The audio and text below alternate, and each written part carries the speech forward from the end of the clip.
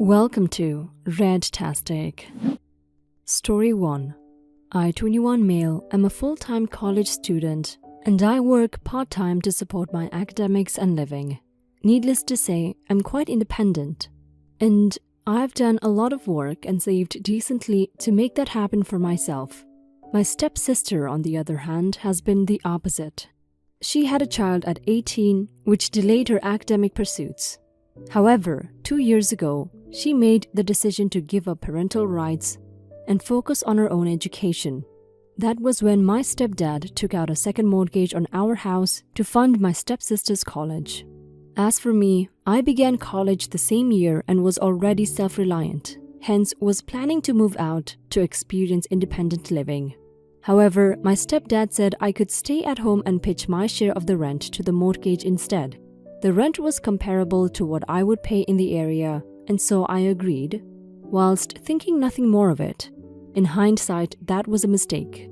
Coming to the present time, my stepsister and I pursued different majors, but we happened to have one standard course together. Recently, we were just finishing up end-of-year projects and assignments, most of which would be attributed to our CGPA. The workload was immense, and I was getting a little late with all my submissions whilst taking my jobs along with me. But I eventually got everything done. Unfortunately, last week, to my shock, when the grades were announced on the portal, I saw that my assignment in the standard course had received a 0 for plagiarism. I was devastated and confused. I knew I hadn't copied anyone's work. I immediately reached out to the professor and the TA for an appeal. More than that, I was just scared because I could not afford to fail this course nor repeat it. An extra course would be way out of my budget for me for next semester.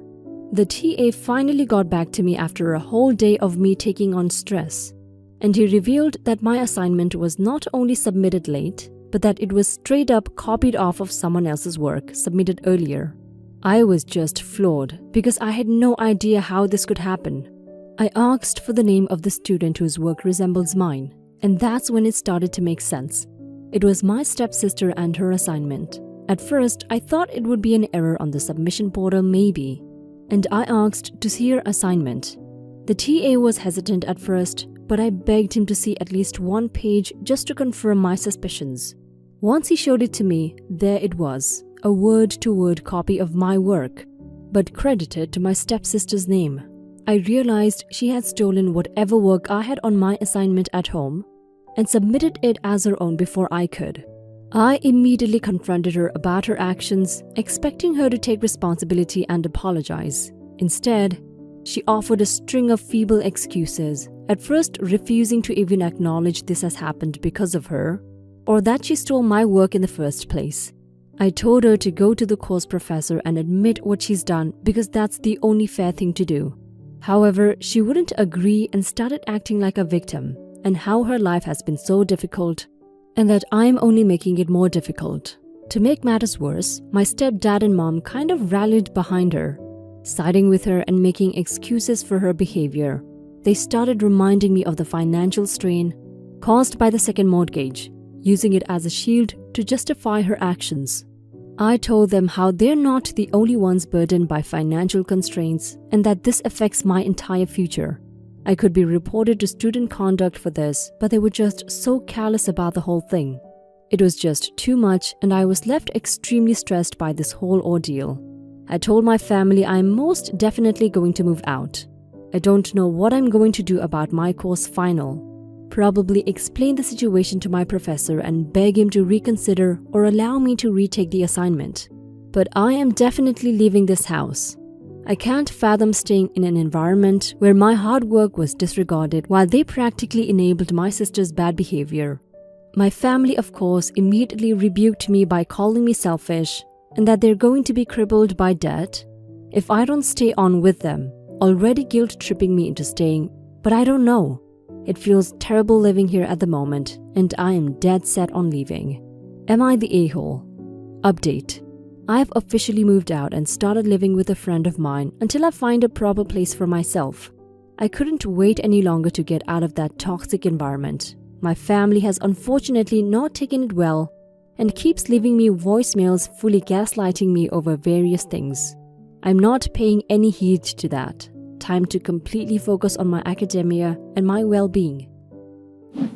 You're not the a-hole, OP. Your sister, mom, and stepdad are. What your stepsister did was unfair to you and cruel. Even if she had sincerely apologized, it still wouldn't have been enough. You might have to spend another year in school, and worse, you might face expulsion. I hope that doesn't happen. I hope you'll be able to resolve the issue. Your mom and stepdad are just awful for taking your stepsister's side on this. It's a no-brainer who's at fault here, but apparently, they still found a reason in their heads to excuse her behavior and give her a pass. I'm glad you moved out. I think you should cut them off. You don't need people like them in your life. Good luck, OP. Story 2. My husband Dean, 29 female, and I, 26 female, have a wonderful little girl, Lisa, and she's 4. I'm a musician by trade, so my work has pretty much stopped and my husband has been working a lot the past few months. I'm basically at home all the time with Lisa, and she's missing her dad a lot, as she's his double and 100% a daddy's girl. Anyway, I met up with my sister Rose, 32 female, recently, and we ended up visiting a toy store. I saw this male doll which looked a lot like Dean, and I decided to buy it for Lisa so that she would always have a reminder of a daddy. Rose was miffed by this and demanded I buy my niece Flora, also for a doll. For years, Rose has been trying to basically force me to treat her daughter the same or better than my own. Here are some examples of her behavior. There's only 5 months between the girls, and I've had to deal with Rose being weird about that fact for years. And during my pregnancy, Lisa is my second daughter, as I had a stillborn daughter in late 2014 at 20, and it broke me.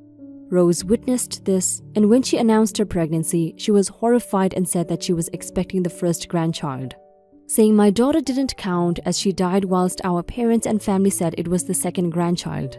Then, when I got pregnant again, Rose was weird about it, saying I shouldn't have gotten pregnant so quickly, and accused me of stealing her thunder of the new grandchild. There's been some other occasions where she just expects our kids to share everything or make everything about Flora for being the first grandchild, and I've just had to put up with it. Anyway, Rose kept on insisting and I just snapped and said, no, I am sick of you pushing your kid onto me and basically making my one take a backseat.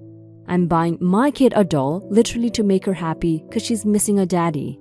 Buy your own kid an effing toy. I ended up buying the toy and walking off. She went tattling to our parents, adding dramatic flair to the story, calling me a massive bitch for refusing to buy my niece a toy. My dad is on my side, saying I've had to put up with her glorifying her kids for years, whilst ignoring mine, while my mom thinks I should give in to her.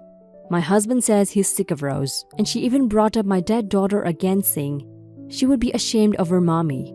That reduced me to tears, and I told her she's dead to me, but my mom insists I apologize to Rose. Edit. The girls weren't with us. Not the a-hole, OP.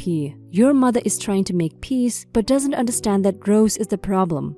Your mother is validating Rose's behavior. Why? If she refuses to acknowledge this, then your mom is also in the wrong. Rose has issues, as in she is either very jealous of you or is narcissistic. In either case, unless that is addressed, the problem won't go away. And until then, I would advise you to limit contact with her. You and your daughter do not need that kind of toxic behavior in your lives. Now for some comments. Honey, not the a-hole. Your sister is a horrible, abusive person, and your mother is an enabler. Rose is disgusting for what she said and has done regarding your first daughter, and to be honest, I would have cut her off years ago. Don't ever apologize to her, cut her off completely, and your mother too. Not the a-hole. Honestly, you should do as your husband says and go no contact and cut contact with her. Your mom will say some stuff, but just ignore that and move on because it is your life, and you gotta enjoy it as much as it lasts. You were under your mom's control for 18 years, so it is fair to make decisions as an adult and enjoy your life. Whatever you do, don't listen to your mom. She's definitely enabling your sister's horrible behavior. You don't need to apologize for anything because it comes down to one main thing. If she wants her daughter to have a doll, since your kid is getting a doll, she should buy her own kid a doll. No one is responsible for buying her kid things but her. She's pretty horrible for bringing up your dead daughter too. I agree with other people, go no contact with her. Cut her out, and I'd even consider cutting your mom off if she's so hell-bent on excusing and enabling that behavior. Your dad is great though, so keep him in your life. Story 3. I have a 10, almost 11-year-old son. His birthday is in 3 weeks' time, and me and my husband can't afford to get him a birthday present this year. We explained to him that we've taken a financial hit and that instead of a birthday present, we'll get his favorite takeaway and watch a movie of his choice on his birthday, and as per his request, he can have the day off school. Yesterday, we were at his grandparents' and my husband's parents, and they asked what mom and dad are getting him for his birthday. And he blurted out, "Nothing, they're poor." We weren't embarrassed by it or anything because he just generally doesn't have a filter and it's nothing to be embarrassed about. The grandparents didn't think so. They pulled us into the next room and said we were in the wrong for telling him about this and that he's too young to know what's going on. We tried to defend ourselves. Then they called us a pair of a-holes for not trying harder to provide the best for our son and being lazy instead of finding a way. Are we a-holes? OP, you can come up with something creative and fun. Maybe make coupons like a day without chores, go to bed an hour later, or choose lunch for the day. There are a bunch of cool things. Why not check there? And show him a positive attitude, not a negative attitude. Just focus on what you can give, not what you can't give. Kids pick up on your attitude. You're not an a-hole for not being able to give him something big. But I would suggest giving more positive vibes to your son. Just stay happy and positive for your son. Now for some comments. Not the a-hole. Also, you didn't not get him anything. Take out to a movie, making it his day, and letting him have a day off school is a present. Presents don't have to be expensive electronics. This present may end up being far more memorable. The grandparents should mind their own business. When I was a single parent and broke AF, we did parent for a day. One of the kids got to be the parent that day. I usually gave them a budget of $20. They had to assign chores, choose the menu for the day, either from what was in the kitchen or using the $20. Decide if we were watching a movie or going to the park, being in charge of dressing everyone, remembering codes, setting the schedule and all that fun stuff parents do every day. They still talk about it. Nothing more fun than telling mom what she needs to do that day. Everybody sucks here. Your in-laws are huge a-holes. They should have offered to buy him an extra present to sign your names on, or lend you a small sum if they think it's so cruel. You say in comments you don't want more debt, but $20 to $50 is a reasonable sum to pay back. I don't think you're an a-hole for being broke or having a simple plan for the day. Loving grandparents would just give you that sum without needing to be repaid, unless they're also broke, which makes their judgment even worse. But I disagree with being that frank with the 10-year-old about money. That feeling of stress over money affects children too, and he'll carry that for a long time. A $10 of small stuff from a dollar store or thrift store would have been fine on top of $12 in takeout. Kids grow up way too fast. Cluing a kid into your financial situation and letting him go without a gift is an a-hole move in my opinion. I do hope he enjoys his day and things get easier for your family sooner than later.